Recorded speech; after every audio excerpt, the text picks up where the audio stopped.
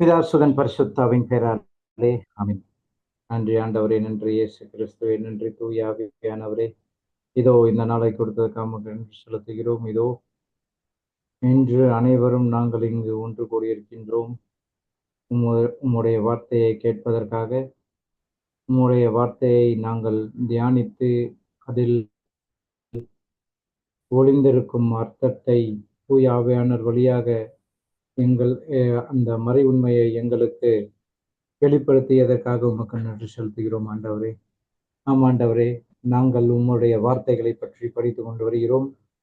வார்த்தையில் வல்லமை உண்டு, அதுவும் வாயில் வருகின்ற வார்த்தைக்கு மென்மேலும் வல்லமை உண்டு என்பதை நாங்கள் அறிந்திருக்கின்றோம், புரிந்திருக்கின்றோம். அந்த வார்த்தையை நீர் எங்களுக்கு அதிகாரத்தோடு பேச ஒரு அருளை தந்ததற்காக உமக்கு நன்றி செலுத்துகிறோம். ஆனால் நாங்கள் சில நேரங்களில் இது தெரிந்திருந்தாலும் சரி, ஆனால் உங்கள் வார்த்தையை நாங்கள் அவ்வளவு அதிகாரமாக நாங்கள் யூஸ் பண்ணது கிடையாது. அதற்காக நாங்கள் மனம் வருந்துகிறோம். இனி வரும் காலங்களில் தூய ஆவியானவர் வழியாக உம்முடைய வார்த்தைகளை எங்கள் உள்ளத்தில் ஆழமாக பதித்து கொண்டு எங்களுக்கு வெவ்வேறு துன்பங்கள், துயரங்கள் இல்லை, மற்றவர்களுக்கு இந்த வார்த்தையை கொண்டு செல்லும் பொழுது தூய ஆவியானவரை நீர் தாமே எங்கள் உள்ளங்களிலிருந்து அந்த வார்த்தையை எடுத்து எங்கள் வாயிலிருந்து வருவரை செய்யறதற்காக உமக்கு நன்றி செலுத்துகிறோம். என்னை மறைத்து நீர் தாமே பேச போகின்றீர் ஆண்டவரே, அதற்காக உமக்கு நன்றி செலுத்துகிறோம். எல்லாமே உம்முடையது, எங்களது எதுவுமே இல்லை என்பதை நாங்கள் புரிந்து கொண்டு உமக்கு உகந்த ஒரு வாழ்க்கையை வாழ எங்களுக்கு ஒரு அருளை தந்ததற்காக நன்றி செலுத்துகிறோம். எங்களுடைய அகக்கண்களை திறந்து எங்களுக்கு மேலும் உம்முடைய அந்த உறவில் கலந்து அதன்படி வாழ எங்களுக்கு அருளை கொடுத்ததற்காக நன்றி செலுத்துகிறோம். இதையெல்லாம் இயேசு கிறிஸ்துவின் பெயரால் மன்றாடி கேட்கிறோம் நல்ல பிதாவே, ஆமென். அவன் பெயராலே ஆமென். Amen. Praise the Lord. Thank you, Jesus. Hallelujah. அப்போ நாம இந்த வார்த்தையில் உள்ள வல்லமையை பத்தி பார்த்துட்டு வரோம். ஓகேவா?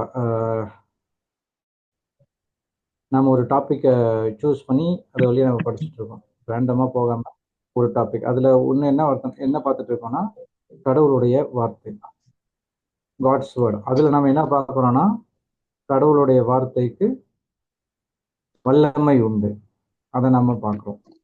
அதே மாதிரி நம்ம நிறைய நம்ம படிச்சிருந்தாலும் ஒரு 7 விஷயம் நம்ம பார்த்துட்டு வரோம். அதுல நம்ம ஒரு 4-5 பார்த்துருப்போம். இன்னும் ஒரு 2 இருக்கு. இன்னைக்கு நம்ம அதை பார்க்கலாம். முதலாவது என்ன பார்த்தோம்னா, வெளிப்படுத்துவதற்கான ஒரு வல்லமை, பவர் டு ரிவீல். கடவுள் என்னெல்லாம் செஞ்சாரு, நமக்காக என்னெல்லாம் செஞ்சாரு, அதுக்கப்புறம் இயேசு கிறிஸ்து என்னெல்லாம் செஞ்சாரு, அதுக்கப்புறம் நாம என்னெல்லாம் செய்யணும்ன்றத அந்த வார்த்தை நமக்கு எடுத்து காட்டுகிறது. Price the Lord. அப்போ அந்த வார்த்தையில வல்லமை இருக்கு. பவர் டு ரிவீல், வெளிப்படுத்துவதற்கான ஒரு வல்லமை அந்த கடவுளுடைய வார்த்தையில இருக்குன்னு நாம பார்ப்போம். 2வது பவர் டு ரெஃப்யூட், அதாவது மறுக்கின்ற வார்த்தை. மறுக்கின்ற, அதாவது ஒரு தப்பு ஏதாவது செஞ்சாங்கன்னா, இல்ல இது கடவுள் கிட்ட இருந்து வர்றது கிடையாது, அதனால நான் இதை செய்ய மாட்டேன். 2 தீமோத்தி 3:14 நாம் பார்த்துக்கோம். கடவுளுடைய வார்த்தை நம்ம படிச்சு புரிஞ்சு ஆராய்ந்து அதன்படி நடக்கணும். ஓகேவா? அதை தான் நம்ம பார்த்தோம். அப்போ ஒவ்வொரு கடவுளுடைய வார்த்தை நமக்கு எது நல்லது, எது கெட்டது, எது கெட்டதுன்றது கிடையாது, எது நல்லதுன்றத சொல்லி கொடுக்குது. எது நல்லதுன்னு தெரிஞ்சாலே நமக்கு எது கெட்டதுன்னு தெரிஞ்சிடும். Praise God. அப்போ கெட்டதை மறுக்கின்ற அந்த வல்லமை நமக்கு, அதாவது அப்பா அம்மா சொன்னாங்கன்னா ஒரு காலகட்டத்துல அது தப்பா இருந்தாலும் சரி, நாம செய்ய ஆரம்பிப்போம். சரி, அப்பா அம்மா விடுங்க, நம்மளுக்கு அவங்க தப்பாலாம் சொல்ல மாட்டாங்க. நம்ம ஏதாச்சும் ஒரு இதுல ஒரு பெரியவங்க ஏதாவது தப்பா ஏதாவது செய்யணும்னு நம்ம கிட்ட சொல்லுவாங்க.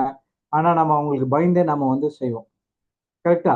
இப்போ அந்த மாதிரி ஏதாவது தப்பு ஏதாவது செஞ்சு சொன்னாங்களா, நம்ம அதிகாரப்பூர்வமாக நீங்க வந்து அதை மறுக்கலாம். இல்ல, என்னால முடியாது, கடவுளுடைய வார்த்தை இது சொல்லல, அதனால நான் இதை செய்ய மாட்டேன் அப்படின்ற ஒரு வல்லமை கடவுளுடைய வார்த்தையில இருக்கு. அந்த அந்த வல்லமை நம்மிடம் வெளிப்படுகிறது.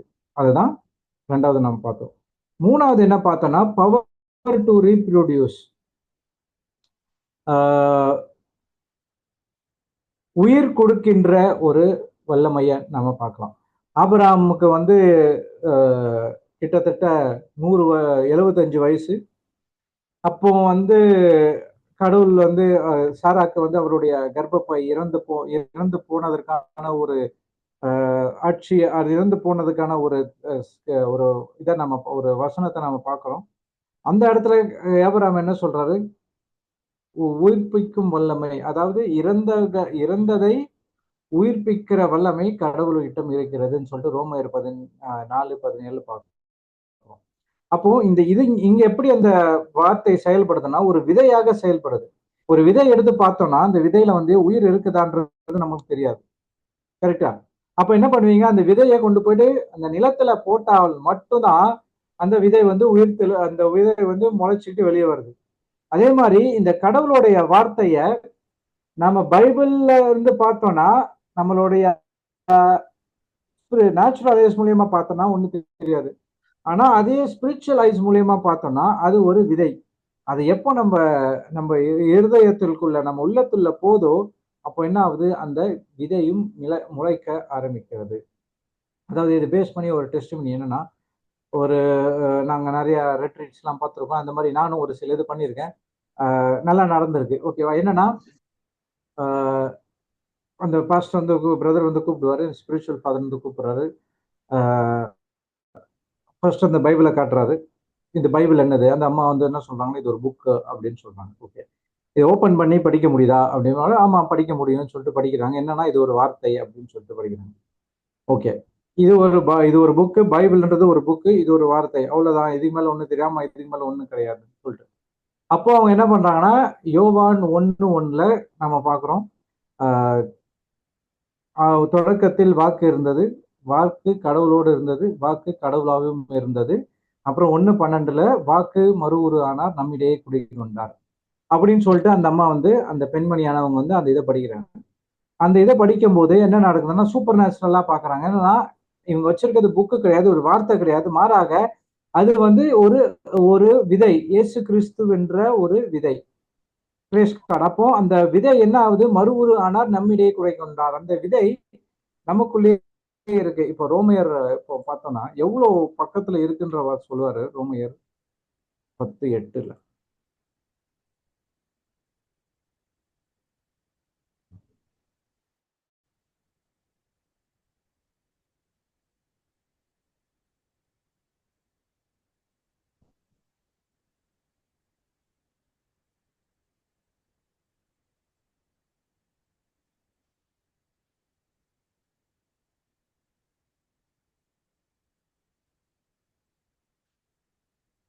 ஓகே, அதில் சொல்லி இருப்பது இதுவே: வார்த்தை உனக்கு மிக அருகில் உள்ளது, உன் வாயில் உள்ளது, உன் இதயத்தில் உள்ளது, இதுவே நீங்கள் நம்பிக்கை கொள்ள வேண்டும் என நாங்கள் பறைசாற்றும் செய்தியாகும்.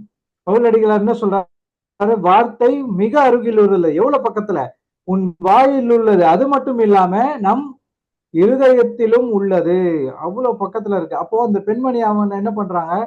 இதை பார்த்துட்டு அது அப்படியே அது ஸ்பிரிச்சுவலா பார்க்கும்போது, அந்த வார்த்தையா பார்க்காம இயேசு கிறிஸ்துவ பார்க்கும்போது அவங்களுக்குள்ள ஒரு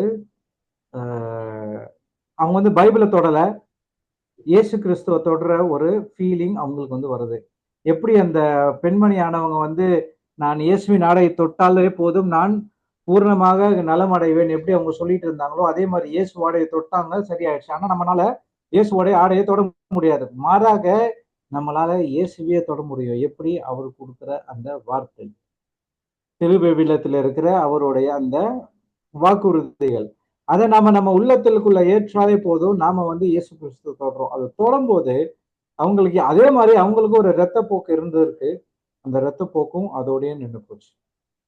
அதே மாதிரி நானும் ஒரு வாட்டி ட்ரை பண்ணேன். தூயாவியானவர் இது செஞ்சாரே, அப்போ நமக்கும் கண்டிப்பா நடக்கும்னு சொல்லிட்டு நான் ஒரு ட்ரை பண்ணும்போது அதே இதுதான். அந்த ப்ளீடிங் அப்படியே நின்னுடுச்சு. அப்போ அந்த வார்த்தைக்கு வல்லமை உண்டு. எப்போ அது வந்து ஒரு வார்த்தை மாதிரி தான் தெரியும். ஆனா அது ஒரு விதை. அந்த விதை உயிர் கொடுக்கின்ற ஒரு விதை. Power to reproduce. Praise God. இயேசு கிறிஸ்து லாசரஸ உயிர்த்தெழ வச்சது வந்து உயிர் பெற வச்சது வந்து வார்த்தையால் தான்.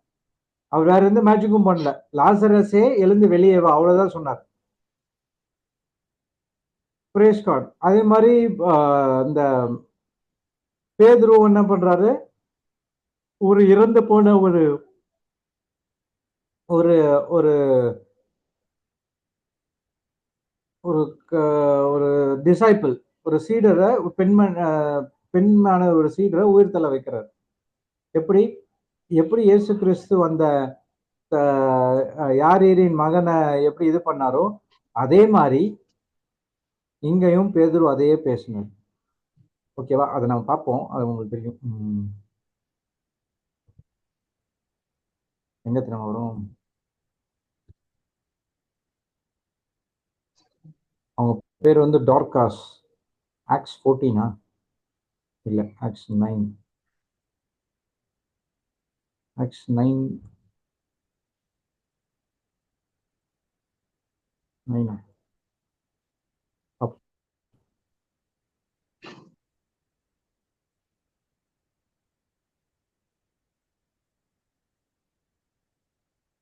ஓகே தான்.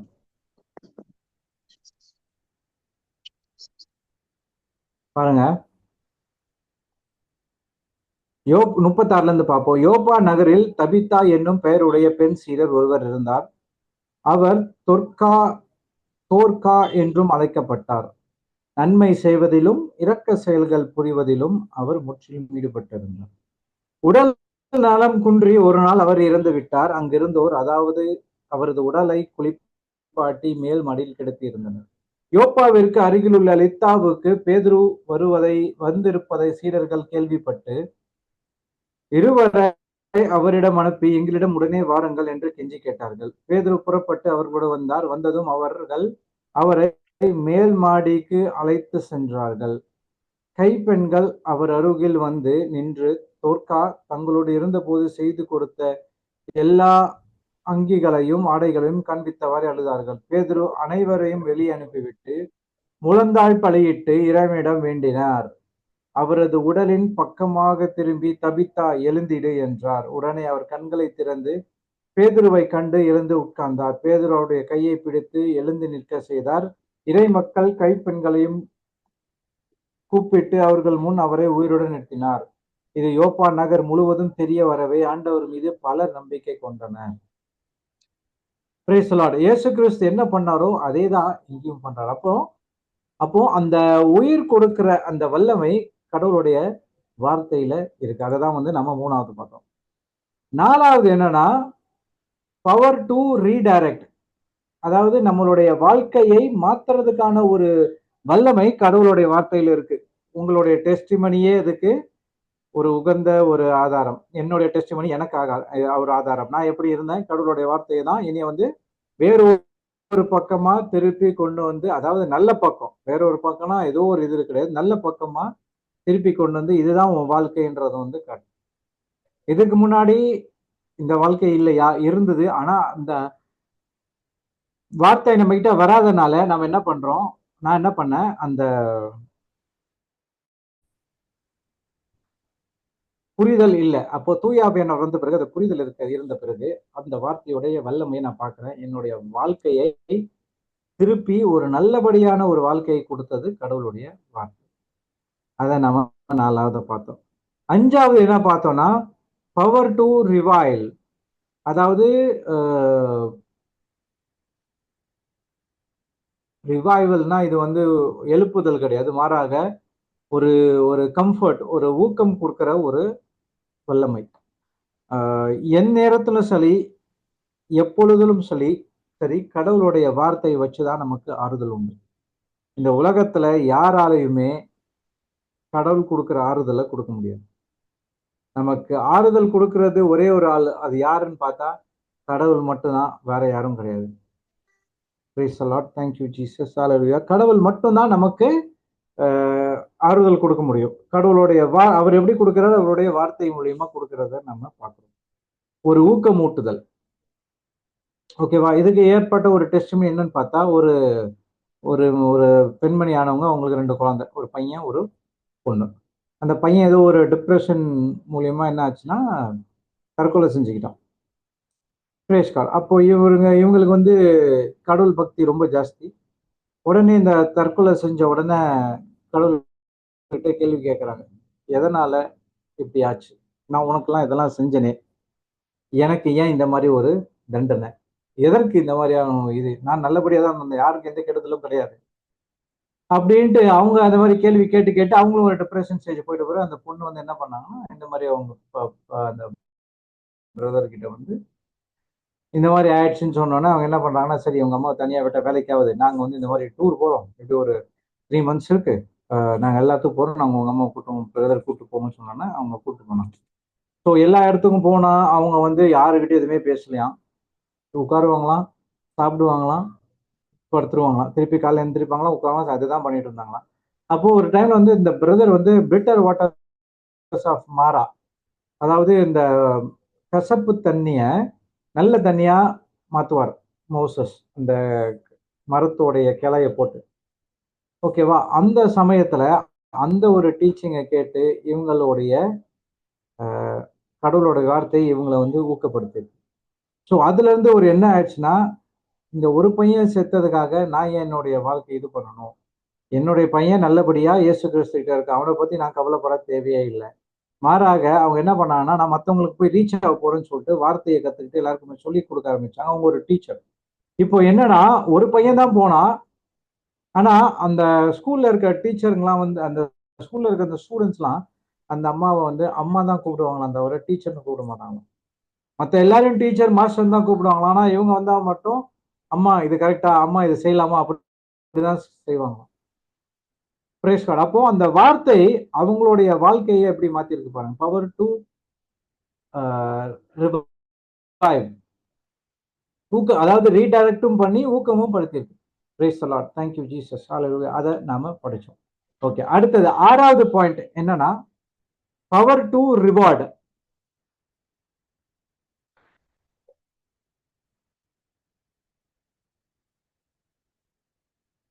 வெகுமதின்னு சொல்லுவாங்க.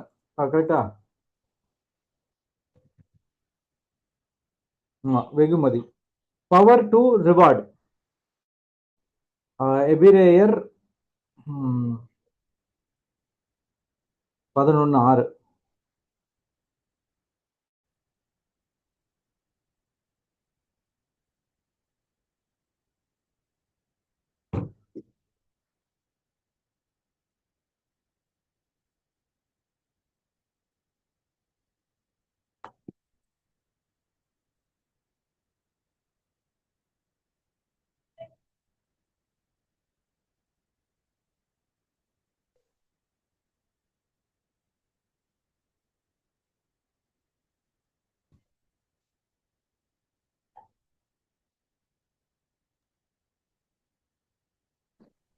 இங்க போச்சு.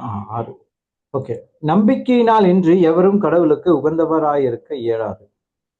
ஏனெனில் இதான் முக்கியம்.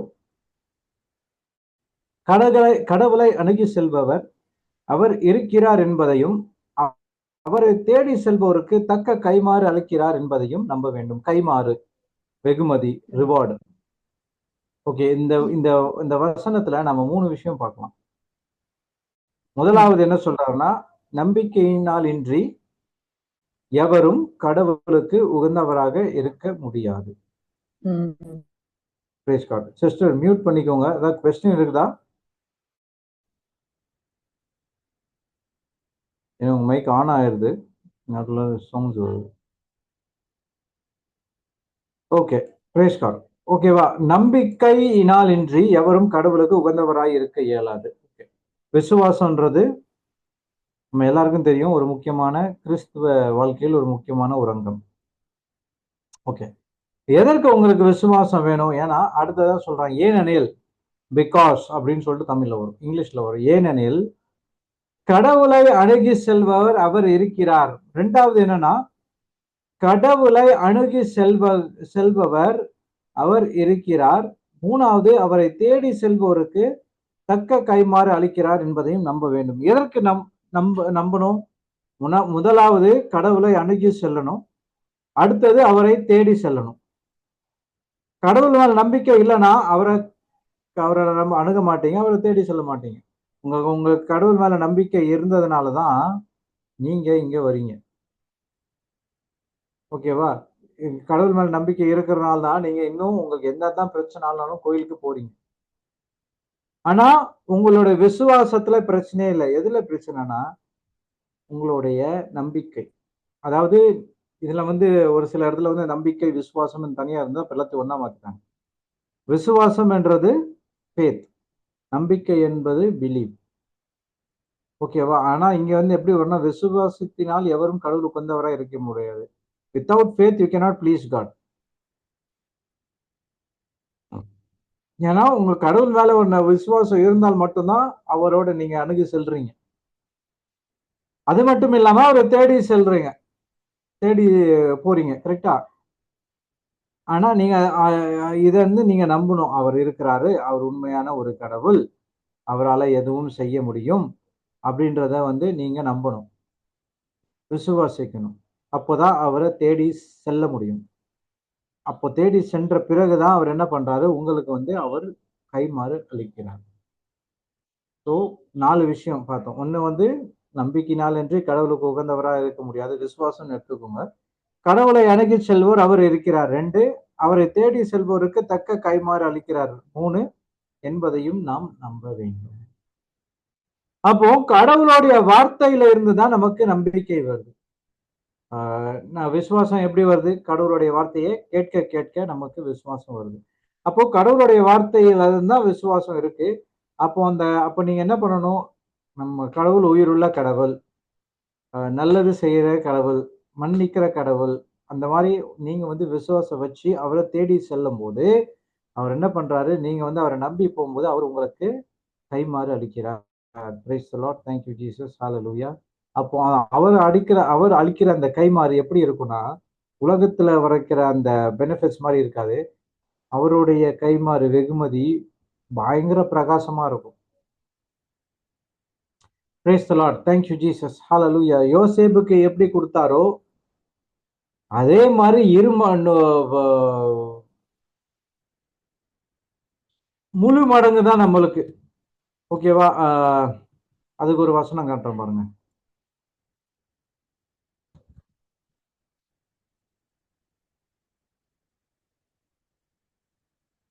ம்.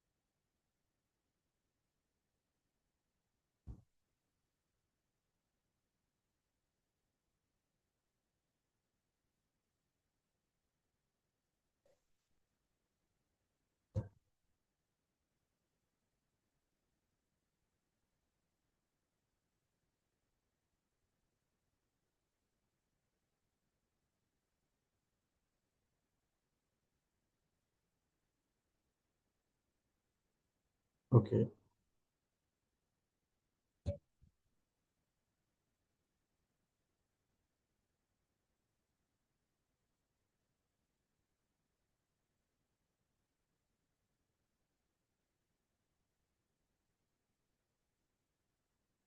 ஓகேவா? பழைய ஏற்பாடுல டபுள் போர்ஷன் அப்படின்னு சொல்லுவாங்க. ஓகேவா? ஐசாயா 61:7 நினைக்கிறேன். பார்ப்போம். அந்த ஸ்கிரிப்சரை மறந்துட்டேன். அதான். ஐசாயா ஐசாயா ஏசாயா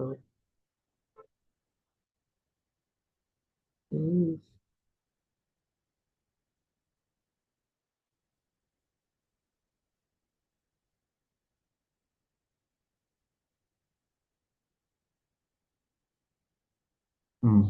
அவமானத்திற்கு பதிலாக நீங்கள் இரு பங்கு நன்மை அடைவீர்கள். அவமதிப்புக்கு பதிலாக உங்கள் உடைமையில் மகிழ்வீர்கள். ஆதலால் நாட்டில் உங்கள் செல்வம் இருமடங்காகும். முடிவில்லா மகிழ்ச்சியும் உங்களுக்கு உரியதாகும். ஐசா என்ன சொல்றாரு? அவமானத்திற்கு பதிலாக இரு பங்கு நன்மை, அவமதிப்புக்கு பதிலாக உங்கள் உடைமையில் மகிழ்வீர்கள். அதனால் உங்கள் நாட்டில் செல்வம் இரு மடங்களாக கூறும். அதான் வந்து இவருக்கு யோபுக்கு அதான் இருந்தது. 10 இருந்தது, இன்னொரு 10, 100 இருந்தது, 200 மாறிச்சு. ஸோ இரு மடங்கு. கரெக்டா? இப்போ புதிய ஏற்பாடுல எப்படி கொடுத்திருக்காருன்னு பார்த்தா, அப்படின்னு ஒரு எக்ஸாக்டா அப்படின்னு சொல்ல முடியாது, ஒரு அளவுக்கு சொல்லலாம். ஓகேவா? கொலோசியர் 2:9. சரி, 1:19 பார்த்துட்டாங்க போங்க.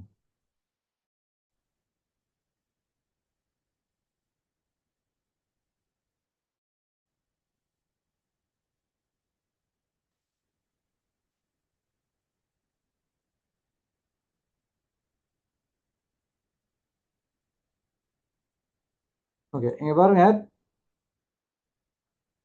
தம் முழு நிறைவும் அவருள் குடிக்கொள்ள கடவுள் திருவுளம் கொண்டார். தம் முழு நிறைவும் அப்படின்னு சொல்றது இங்கிலீஷ்ல எப்படி வரும்னா, fullness to dwell in Christ. ஓகேவா? குட் பிளஷர், அதாவது it was Father's good pleasure for the fullness to dwell in Christ. Okay, 2:9 பார்க்கலாம்.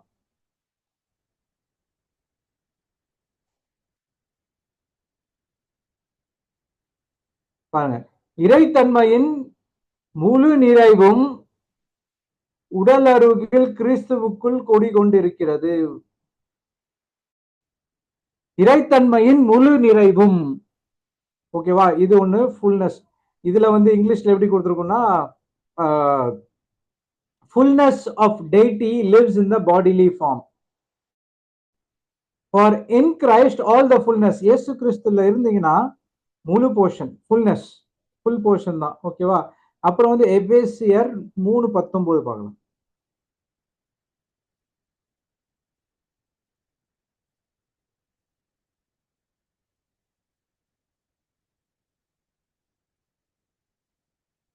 இங்க பாருங்க. இறை மக்கள் அனைவரோடும் சேர்ந்து கிறிஸ்துவுடைய அன்பின் அகலம், நீளம், உயரம், ஆழம் என்னவென்று உணர்ந்து அறிவுக்கு எட்டாத அந்த அன்பை அறிந்து கொள்ளும் ஆற்றல் பெறுவீர்கள். அதன் மூலம் கடவுளின் முழு நிறைவும் நீங்கள் பெற்றுக்கொள்வீர்களாக. முழு நிறைவும். Praise the Lord. Thank you Jesus. Hallelujah. பாத்தீங்களா? ஃபுல்னஸ். அப்போ உங்களுடைய அந்த வெகுமதி வந்து சாதாரண வெகுமதியா இருக்காது. மாறாக அது வந்து முழு நிறைவு, ஃபுல் போர்ஷன். கடவுள் கொடுக்கிற அந்த வெகுமதி, கடவுள் கொடுக்கிற அந்த அந்த நம்ம என்ன இது எபிரேயர்ல பார்த்தோம்னா, அந்த தக்க கைமாறுன்றது வந்து உலகளாவிய இதுல இல்லாம அது ரொம்ப கடவுளுடைய வார்த்தைக்கு உரியதாக அது வந்து இருக்கும். அப்போ என்னென்ன கைமாறு நம்ம பெற முடியும்? முழு கைமாறுன்னு சொல்லிட்டு பிறகு வேற என்னங்க நமக்கு தேவை? நம்ம வேண்டியது ஒன்னே ஒண்ணுதான். அவர் கேட்கறது ஒன்னே ஒண்ணுதான். நம்ம என்ன பண்ணணும்? கிறிஸ்துவோட இருக்கணும். அப்போ நம்ம கிறிஸ்துவோட இருக்கும்போது யார் உண்மையான கடவுள்ன்றது நமக்கு தெரியும். யார் உண்மையான கடவுள்ன்றது உங்களுக்கு தெரியும் போது அவர் நமக்காக வைத்திருக்கின்ற ஒரு வழியை நமக்கு காட்டுவார். Price the Lord. அவர் நமக்காக வச்சிருக்க அந்த வழியை காட்டுவார். அது மட்டும் இல்லாம அவருக்கும் நமக்கும் உள்ள ஒரு உறவு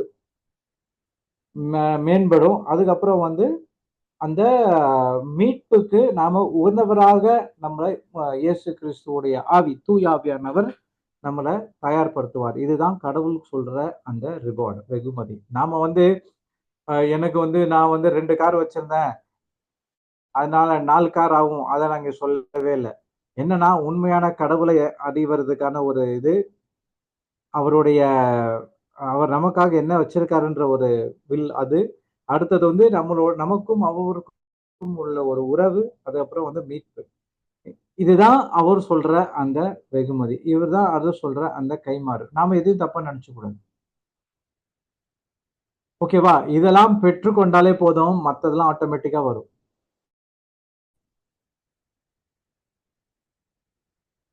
price the Lord. Thank you Jesus. ஹalleluya. நான் கூட நிறைய இடத்துல நான் நினைப்பேன். அதாவது எப்படின்னா இந்த இதெல்லாம் சாத்தான் தான் இப்படிதான் சிந்திக்க வைக்கும். ஓகேவா? ஒரு தெரிஞ்சவங்க ஒரு சின்ன ஒரு கார் ஒன்று வாங்கியிருப்பாங்க. Prize car. அவங்க வந்து போனா அவன் பிளஸ் பண்ணி விட்டுருவோம். சரி ஓகே அப்படின்னு சொல்லிட்டு நம்ம திடீர்னு பார்த்தா அந்த காரை விட்டுட்டு இன்னொரு ஒரு பெரிய கார் வாங்கியிருப்பாங்க.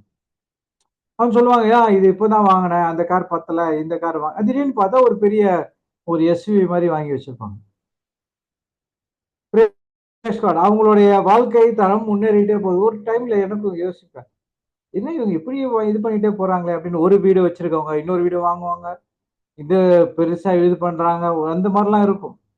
அப்போ நான் வந்து எதுக்கு இந்த மாதிரி இருக்கு, அப்போ தூய் ஆவி ஏன் இந்த மாதிரிலாம் என்ன நினைப்பு வருது, தூய் ஆவி சொன்னது ஒண்ணுதான், அவங்க கிட்ட இல்லாதது ஒண்ணு உங்ககிட்ட இருக்கு, அது என்ன தெரியுமா அப்படின்ட்டு. என்ன தூய் ஆவியானவரே அப்படின்னு கேட்டேன். கடவுளே உங்ககிட்ட தான்ப்பா இருக்காரு, வேற என்னப்பா உனக்கு வேணும் அப்படின்ட்டு. அவ்வளவுதான், முடிஞ்சு போச்சு.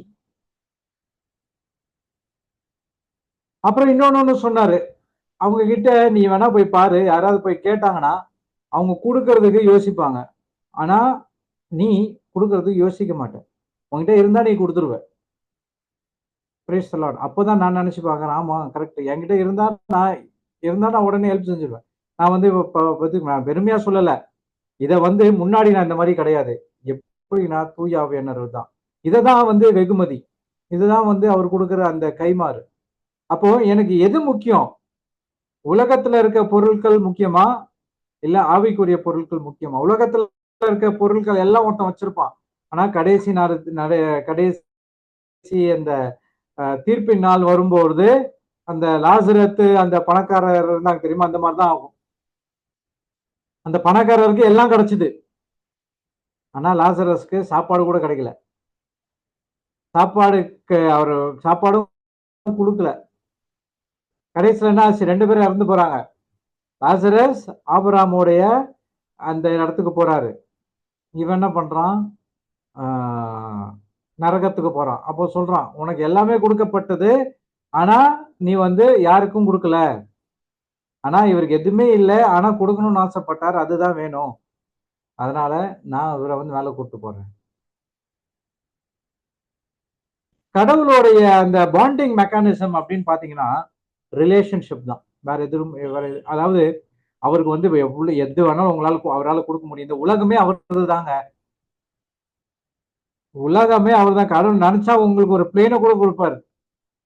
ஆனா அது வந்து அவ்வளவு முக்கியம் கிடையாது அவருக்கு. அவருக்கு என்ன முக்கியம்னா, என்னுடைய மக்கள் என்னை அறிந்திருக்கணும், நான் சொல்றத செய்யணும், என்னோட ஒரு நல்ல உறவுல இருக்கணும், அதுக்கப்புறம் அவங்களுடைய மீட்பை நான் அவர்களுக்கு வெளிப்படுத்துவேன்னு சொல்லிட்டு எங்க சொல்றாரு, சாம்ஸ் 91ல சொல்றாரு. அதை போய் பார்ப்போம்.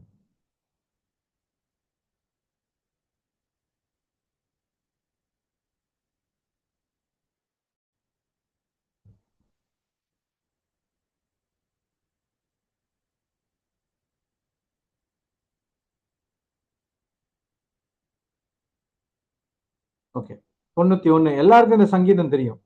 அவர் என்ன சொல்றாரு, இந்த சங்கீதத்துல முதலாவது 2 விஷயம் ரொம்ப முக்கியம். முதல் 2 வசனம், உன்னதரின் பாதுகாப்பில் வாழ்பவர், எல்லாம் வல்லவரின் நிலையில் தங்கியிருப்பவர், ஆண்டவரை நோக்கி நீரே என் புகலிடம், என் அரண், என் நான் நம்பி இருக்கும் இறைவன் என்று உரைப்பார். ஓகேவா? எப்படி படிக்கணும்னு சொல்லுங்களேன். அப்போ முதலாவது 2 வந்து நாம வந்து முதலாவது என்ன பண்ணோம்னா, உன்னதரின் பாதுகாப்பில் வாழ்பவர். நம்ம யாரோட பாதுகாப்புல இருக்கிறோம், கடவுளுடைய பாதுகாப்புல இருக்கணும். அவருடைய வல்லவரின் நிழலில் தங்கி இருக்கணும்.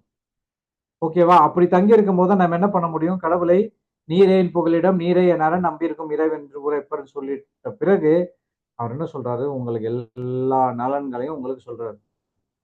எல்லா டக்கு டக்கு டக்கு டக்கு டக்கு டக்கு டக்கு டக்கு டக்கு வந்து சொல்லிட்ட பிறகு 14வதுல இருந்து போறாங்க. அவர்கள் என் மீது அன்பு கூர்ந்ததால் அவர்களை விடுவிப்பேன், அவர்கள் பேரை அறிந்துள்ளதால் அவர்களை பாதுகாப்பேன், அவர்கள் என்னை நோக்கி மன்றாடும் போது அவர்களுக்கு பதில் அளிப்பேன்.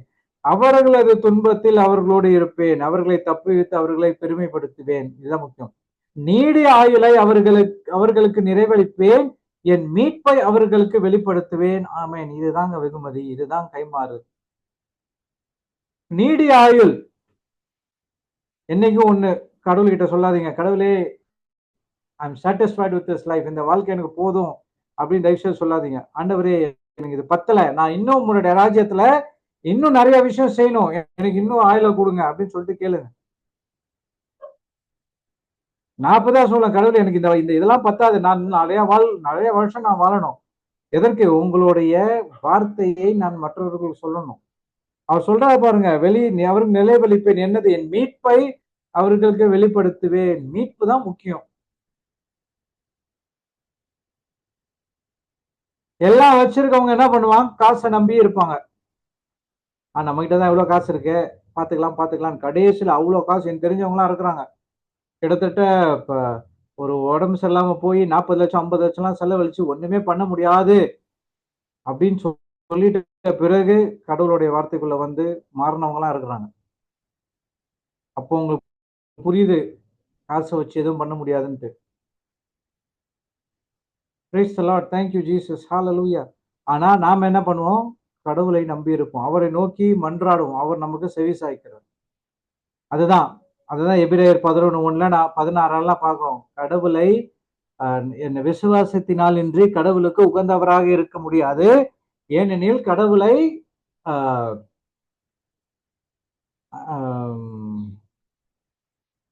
என்ன படிச்சோம்? கடவுளை அணுகி வருபவர், அவரை தேடுகிறவர் தக்க கைமாறு அளிப்பார் என்பதை நாம வந்து படிக்கிறோம். இதுதான் கைமாறு. நான் உலகளாவிய கைமாறை பத்தி கடவுள் என்னைக்குமே சொல்லல. மாறாக அவர் சொல்றது எல்லாமே ஸ்பிரிச்சுவல் பிளெஸிங்ஸ்.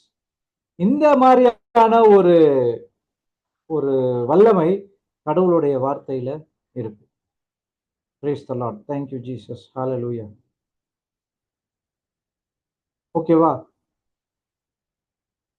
அப்போ இதெல்லாம் வந்து அவர் வெளிப்படுத்துறார்.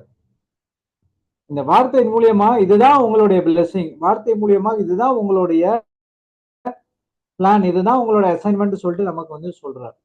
ஓகே, அது வந்து 6வது நம்ம பார்த்தோம். 7வது என்ன பார்க்க போறோம்னா, power to get as ready.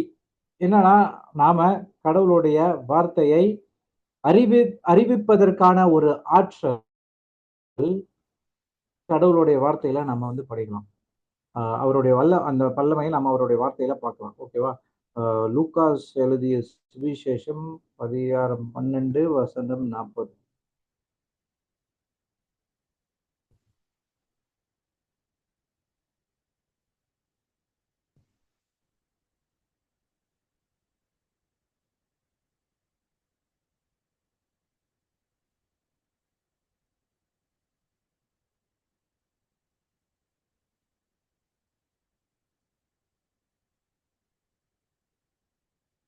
நீங்கள் ஆயுத்தமாயிருங்கள், ஏனெனில் நீங்கள் நினையாத நேரத்தில் மானிட மகன் வருவார்.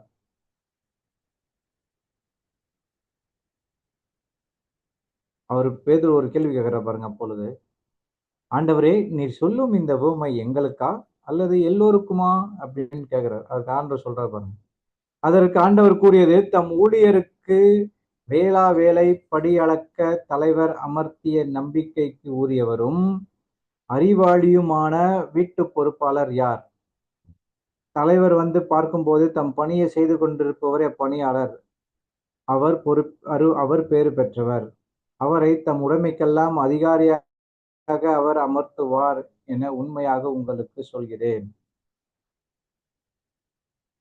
இந்த நம்ம கடவுள்கிட்ட இந்த இயேசு கிறிஸ்துவ கேள்வி கேட்கும்போது அவர் டைரக்டா சொல்ல மாட்டார். இந்த மாதிரி அப்படியே சுத்தி வளைச்சி எல்லாம் ஒரு பேரபிள் தான் வச்சுதான் சொல்லுவார்.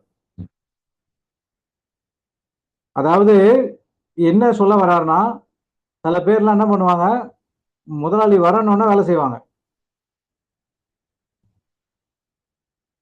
தலைவர் வந்து பார்க்கும்போது தம் பணியை செய்து கொண்டிருப்பவரே பணியாளர், அவர் பேர் பெற்றார். அது கிடையாது. எப்போதுமே வேலை செஞ்சுட்டு இருக்காங்க தெரியுமா, அவங்க தான் பேரு பெற்றவர்கள்.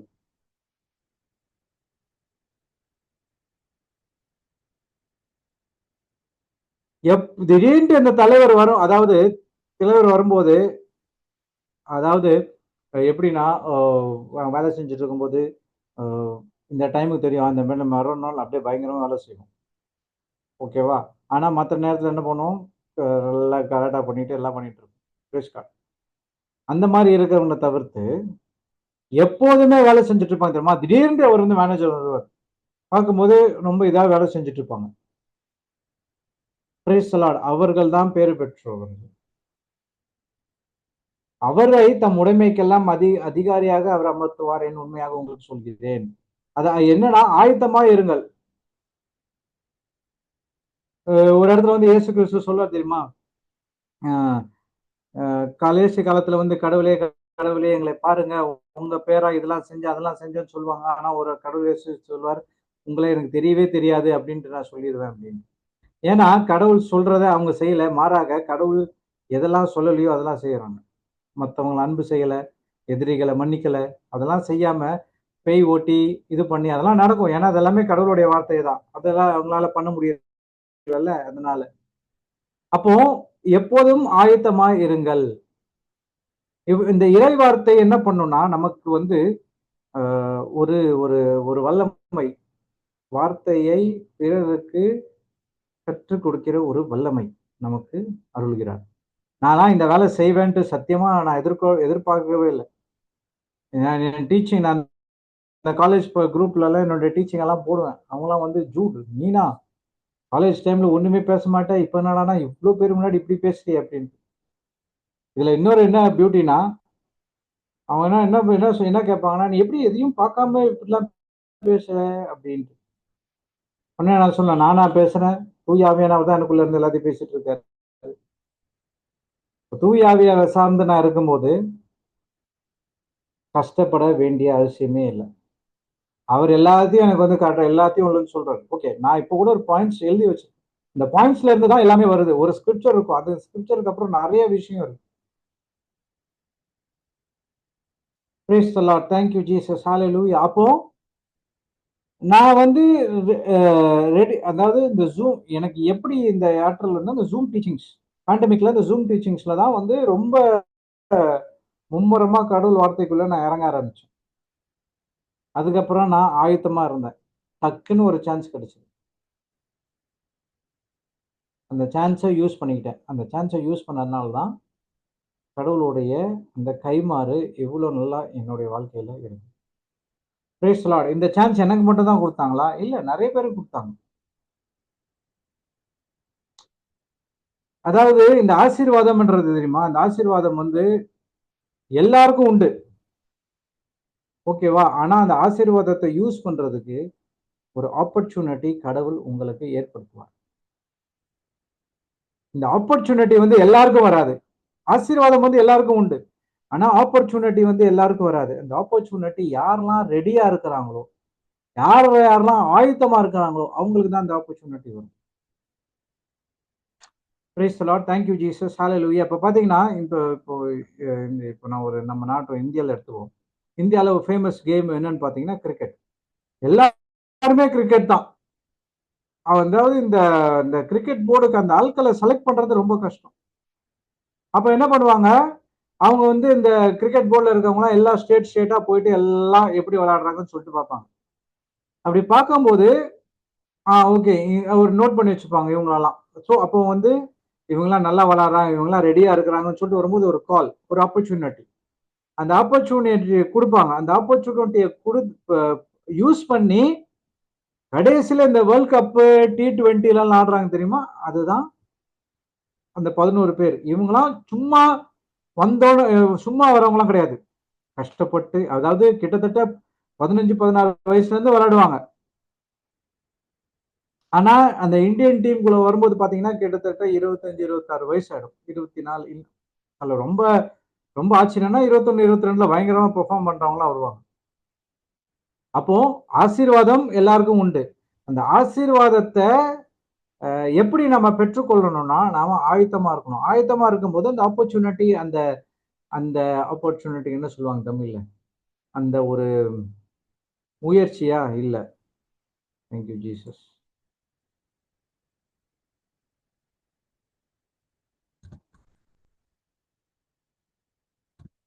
வாய்ப்பு பிரதர். வாய்ப்பு, கரெக்ட். Thank you Jesus. அந்த வாய்ப்பு யார் யாருக்கெல்லாம் வரும்னா, யார் யாரெல்லாம் ஆயத்தமா இருக்கிறாங்க.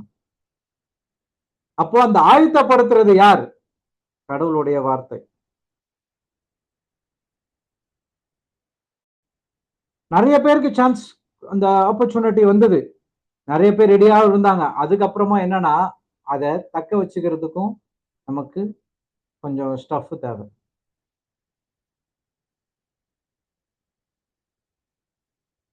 Praise the Lord. Thank you, Jesus. Hallelujah.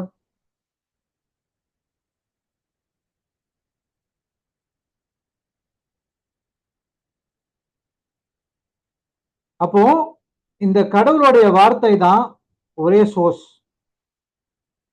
எப்படி சாப்பாடு தான் ஒரே சோர்ஸ் நம்மளுடைய உடம்பை வளர்க்கறதுக்கு, அதே மாதிரி உங்களுடைய ஸ்பிரிச்சுவல் மைண்டை வளர்க்கறதுக்கு ஒரே சோர்ஸ் கடவுளுடைய வார்த்தை.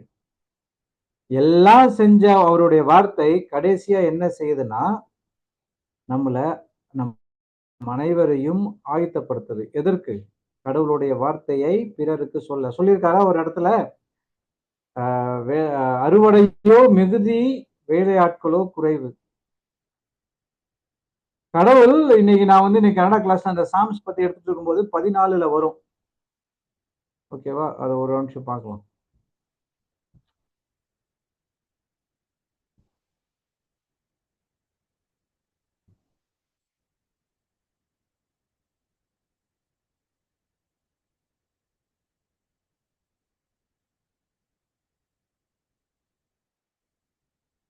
பாருங்க,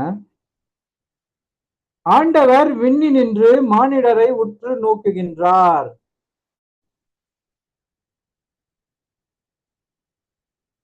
யாராச்சும் ஒருத்தன் கூட இருக்க மாட்டானா என்னுடைய வேலையை செய்யறதுக்கு? அங்கதான் ஐசையா சொல்றார்.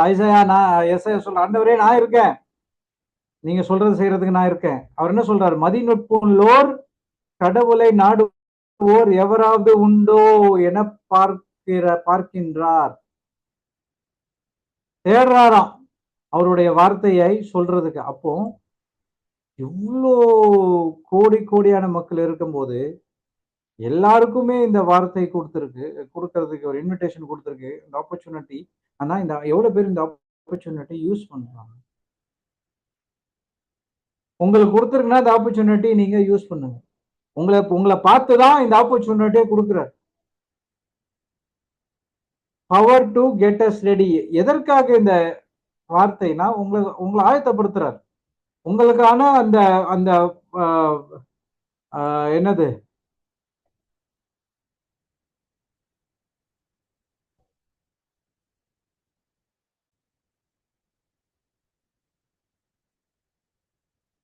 உங்களை ஆயத்தப்படுத்துறாரு, உங்களை ரெடி பண்றாரு, உங்களுக்கான அந்த வேலை என்னன்று காட்டுறாரு. அப்போ நம்ம கடவுளுடைய வார்த்தையில மென்மேலும் உள்ள போக போக போக போக போக என்ன ஆகும்னா, அது ரொம்ப கடவுளுடைய விசுவாசத்துல ஆழ்ந்து நம்ம போகும்போது அவர் சொல்றத நல்லபடியா கேட்க முடியும். Praise God. Thank you, Jesus. Hallelujah. அப்போ கடவுளுடைய வார்த்தையில இவ்வளவு விஷயம் இருக்கு.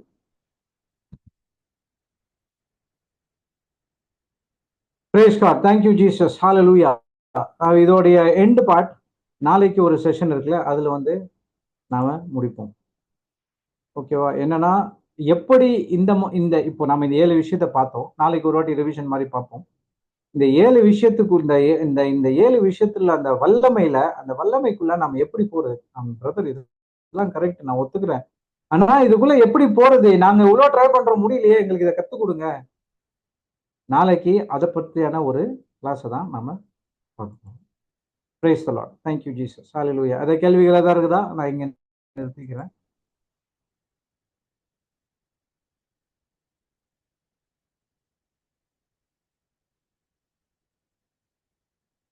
ஓகே, அப்போ யாராவது ஒருத்தர் நன்றியடைதல் ஜெபம் பண்ண முடியுமா?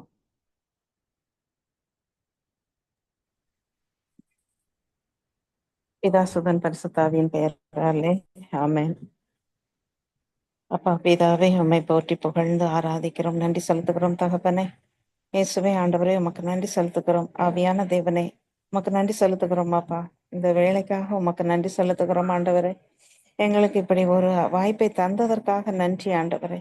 இறை வார்த்தை எத்தகையது என்பதை நாங்கள் அறிந்து எங்கள் வாழ்வில் நாங்கள் பயன்படுத்துவதற்கான வாய்ப்பை தந்ததற்காக நன்றி அப்பா. அந்த இறை வார்த்தை என்கிற விதை எங்கள் உள்ளம் என்கிற நல்ல நிலத்தில் அது விதைக்கப்பட்டு அது அப்பா பலன் கொடுக்கும்படிக்கு ஆழமாக வேர்விட்டு நாங்கள் அதை புரிந்து கொண்டு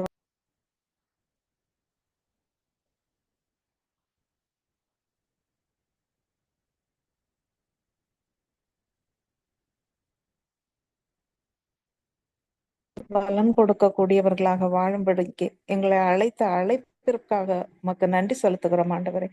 ஆவியானவர் தாமே சகோதரர் மூலம் ஒவ்வொரு நாளும் கற்று தருவதற்காக நன்றி செலுத்துகிறோம் ஆண்டவரே.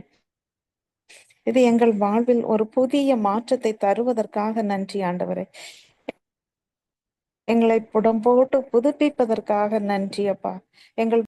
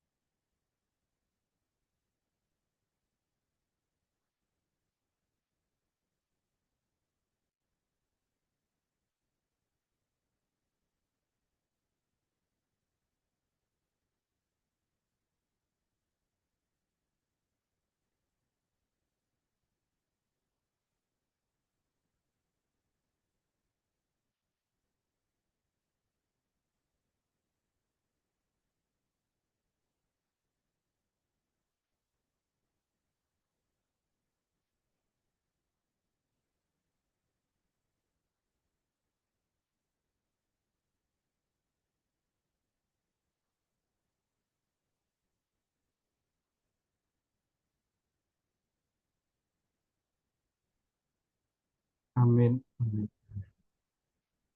ஆமென். Praise the Lord. Thank you, Jesus. Hallelujah. Thank you, sister. Praise God.